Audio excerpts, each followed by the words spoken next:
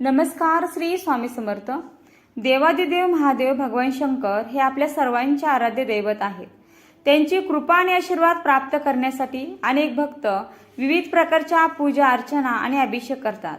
त्यापैकीच एक महत्त्वाचा विधी म्हणजे रुद्राभिषेक.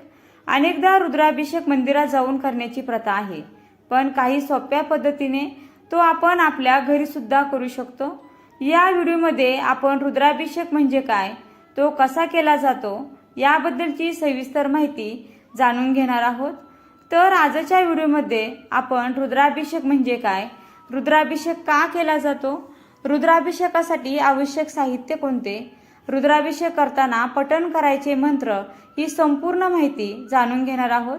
चला तर मग व्हिडिओला सुरुवात करूया. तर सर्वप्रथम जाणून घेऊयात रुद्राभिषेक म्हणजे काय. तर रुद्राभिषेक म्हणजे भगवान शिवशंकरांना प्रसन्न करण्यासाठी आणि त्यांचे आशीर्वाद प्राप्त करण्यासाठी केला जाणारा एक महत्त्वपूर्ण वैदिक पूजाविधी आहे. रुद्र म्हणजे भगवान शिवांचे एक उग्र रूप आणि अभिषेक म्हणजे पवित्र जल किंवा इतर पदार्थांनी देवतेला स्नान घालणे. म्हणून रुद्राभिषेक म्हणजे भगवान रुद्र शिव यांना विविध पवित्र द्रव्यांनी अभिषेक करून त्यांची आराधना करणे. या विधीमध्ये शिवलिंगावर विविध पदार्थांनी अभिषेक केला जातो आणि रुद्रसूक्त किंवा रुद्रमंत्र श्री रुद्र यांचे पठण केले जाते. रुद्राभिषेकामध्ये खालील पदार्थांचा वापर केला जातो. पवित्र जल म्हणजेच गंगाजल किंवा इतर शुद्ध पाण्याचा वापर केला जातो. दूध हे आरोग्यासाठी आणि मनोकामना पूर्तीसाठी आपण दुधाचा अभिषेक करू शकतो. दही शक्ती आणि संपत्तीसाठी दह्याचा अभिषेक केला जातो. तूप तेज आणि उत्तम आरोग्यासाठी तुपाचा अभिषेक हा केला जातो आणि तो महत्त्वाचा देखील मानला जातो. मध वाणी मधुर होण्यासाठी आणि धनप्राप्तीसाठी मध याचा अभिषेक केला जातो. साखर सुख आणि समृद्धीसाठी साखरेचा अभिषेक केला जातो. पंचामृत दूध दही तूप मध आणि साखर यांचे मिश्रण या पंचामृत आणि ही अभिषेक याने केला जातो. फळांचा रस विविध फळांच्या रसांचा वापर देखील अभिषेकासाठी केला जातो. गंधोदक सुगंधित पाणी मनशांती आणि सकारात्मकतेसाठी याचा वापर केला जातो. आता सुगंधित पाण्यासाठी तुम्ही कापूर पावडर गुलाब जल फुलांच्या पाकळ्या यांचा देखील वापर करू शकता. तसेच भस्म हे पापांपासून मुक्ती आणि आध्यात्मिक उन्नतीसाठी भस्माचा अभिषेक करतात. तर आता अभिषेक करताना रुद्रसूक्तांचे मंत्र किंवा ओम नमः शिवाय या पंचाक्षरी मंत्रांचा जप केला जातो. आता जाणून घेऊया रुद्राभिषेक का केला जातो. भगवान शिव हे संकट दुःख आणि पापांचे निवारण करणारे देव आहेत. रुद्राभिषेक केल्याने भक्ताला शांतता समाधान आणि आध्यात्मिक प्रगती मिळते. या व्यतिरिक्त रुद्राभिषेकाचे अनेक फायदे देखील आहेत. नकारात्मक ऊर्जा दूर होते, घरात सुख समृद्धी आणि शांती येते, आरोग्य सुधारते आणि दीर्घायुष्य लाभते. सर्व प्रकारच्या बाधा आणि अडचणी दूर होतात, मनोकामना पूर्ण होतात, आर्थिक समस्या दूर होतात, मानसिक शांती आणि सकारात्मकता मिळते, कुंडलीतील ग्रहदोष शांत होतात. रुद्राभिषेक हा शिवभक्तांसाठी एक अत्यंत महत्त्वाचा आणि पवित्र विधी आहे. तो मनोभावे केल्यास भगवान शंकरांची कृपा देखील प्राप्त होते असं मानलं जातं. आता रुद्राभिषेकासाठी आवश्यक साहित्य जाणून घेऊया.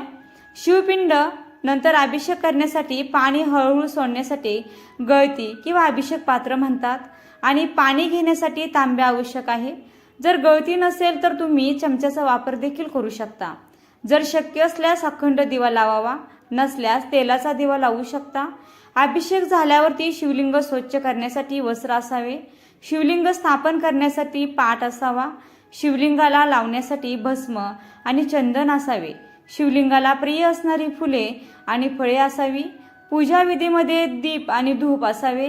108 बेलपत्रे अभिषेक करताना अर्पण करण्यासाठी किंवा एक बेलपत्र देखील तुम्ही पुन्हा पुन्हा वापरू शकता. आता अभिषेक करण्याची जी पद्धत आहे ती आपण पाहूयात. घरामध्ये एका शांत आणि स्वच्छ ठिकाणी अभिषेक करण्यासाठी जागा निश्चित करा. शक्य असल्यास पूर्व किंवा उत्तर दिशेला तोंड करून अभिषेकासाठी बसावे. आता अभिषेकासाठी आवश्यक असलेले सर्व साहित्य: शिवपिंड, गळती, तांब्या, शुद्ध तूप, दिवा, वस्त्र, पाट, भस्म, चंदन, फुले, धोत्रेची फुले किंवा फळे, दीप धूप नैवेद्य बेलपत्र अक्षदा हळदी कुंकू, जानवे, घंटा, शंख इत्यादी एका ठिकाणी तयार ठेवा आणि यामुळे अभिषेक करताना आपल्याला गडबड ही होणार नाही. आता सर्वप्रथम शिवलिंग हे स्वच्छ पाण्याने धुवून घ्या आणि एका स्वच्छ पाटावर किंवा चौरंगावर ते स्थापित करा. पाटावर लाल किंवा पिवळे वस्त्र अंतरल्यास ते अधिक शुभ मानले जाते. अभिषेक सुरू करण्यापूर्वी आपल्या मनातील इच्छा किंवा उद्देश भगवान शंकरांना सांगा. हा संकल्प असतो. हातामध्ये थोडे पाणी, अक्षदा आणि फूल घेऊन आपल्या मनोकामना उच्चारून ते शिवलिंगाजवळ सोडा. यामुळे तुमचा अभिषेक कोणत्या कारणासाठी आहे हे देखील देवाला कळते. आता अभिषेक सुरू करणे. सर्वप्रथम पाण्याचा अभिषेक. तांब्यामध्ये स्वच्छ म्हणजे शुद्ध पाणी घ्या आणि गळतीच्या साहाय्याने किंवा हळूहळू चमच्याने ओम नमः शिवाय मंत्राचा जप करत शिवलिंगावर अभिषेक करा. पाण्याचा प्रवाह खंडित होऊ नये याची देखील काळजी घ्यायची आहे. इतर द्रव्याचा अभिषेक ऐच्छिक आहे. तुम्ही पाण्यासोबत किंवा क्रमाक्रमाने इतर पवित्र द्रव्यांचा अभिषेक देखील करू शकता. उदाहरणार्थ दूध, दही, तूप, मध, साखर, गंधोदक, सुगंधित म्हणजेच पाणी, भस्म इत्यादी. प्रत्येक द्रव्याचा अभिषेक करताना त्या संबंधित मंत्राचा जप करणे देखील महत्त्वाचे आहे. सामान्यतः ओम नमः शिवाय या मंत्राचा जप सर्व प्रकारच्या अभिषेकात हा केला जातो. आता मंत्र जाप आणि स्तोत्र पठण. अभिषेक चालू असताना तुम्ही दिलेल्या क्रमाने सर्व मंत्राचे आणि स्तोत्राचे पठण करावे. अभिषेक करताना पठण करावयाचे मंत्र. अभिषेक करताना विशिष्ट मंत्राचे पठण करणे खूप महत्त्वाचे असते. यासाठी तुम्ही नित्यसेवेच्या पुस्तकाची देखील मदत घेऊ शकता किंवा यूट्यूबवर ऐकून पठण करू शकता. खालील मंत्राचा समावेश असावा. आता पुढील मंत्र तुम्हाला रुद्राभिषेक करताना हे क्रमाने आणि याच पद्धतीने मंत्रपठण करून अभिषेक करायचा आहे, हे लक्षात ठेवा. हे मंत्र येत नसतील तर तुम्ही यूट्यूबवर लावून अभिषेक करू शकता. पहिला आहे श्री स्वामी समर्थ जप 1 माळ म्हणजे 108 वेळा. 2 नंबरला शिव महिम स्तोत्र 1 वेळा. 3 गणपती अथर्वशीर्ष 1 वेळा. 4 नंबरला श्री रामरक्षा स्तोत्र 1 ते 9 श्लोक 1 वेळा. 5 श्री रुद्र अध्याय चमक नमक सहित पूर्ण वाचन 1 वेळा. 6 शिव कवच 1 वेळा. 7 शिव गायत्री मंत्र 11 वेळा.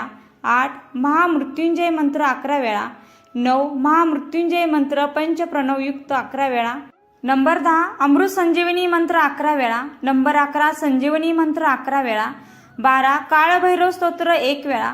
13 शिव अष्टोत्तर नामावली 108 वेळा. प्रत्येक नामावली म्हणताना बेलपत्र शिवलिंगावर अर्पण करावे. इथे एक गोष्ट लक्षात घ्यायची आहे.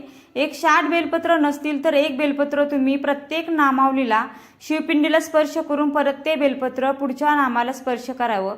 असं एक बेलपत्र देखील 108 वेळा घेऊ शकता. बेलपत्र अर्पण करताना शिव अष्टोत्तर नामावलीचे 108 वेळा पठण करताना प्रत्येक नामावली उच्चारानंतर एक अखंड बेलपत्र शिवलिंगावर अर्पण करा. बेलपत्राची 3 पाने आणि देठ शिवलिंगाकडे असावेत. आता प्रत्येक मंत्राचे स्पष्ट आणि योग्य उच्चार करण्याचा प्रयत्न करा.